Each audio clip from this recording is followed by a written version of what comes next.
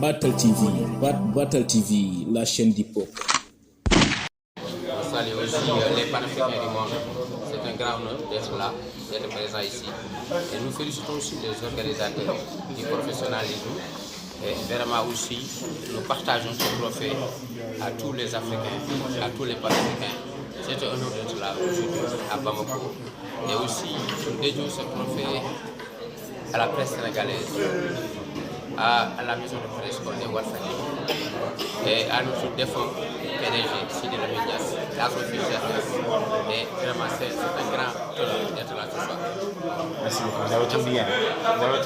gannaaw football bi ak njàngum alxuraan Sénégal nag amatina beneen ndam ndaxte équipe bi nga xam ne moo di Black Label bu nekk Walfadjri ñoom nag ñooy meilleure rajo en Afrique niki démb nag la ñu demoon jëli trophée boobu noonu ki nga xam ne moo di Cheikh Nathie Brown ak Dof Diop muy beneen ndam boo xam ne Sénégal amatina ko gàcce ngalaama ca kaw ca kanam Battle TV télé bu baax bi dem leen ngeen abonné Battle TV.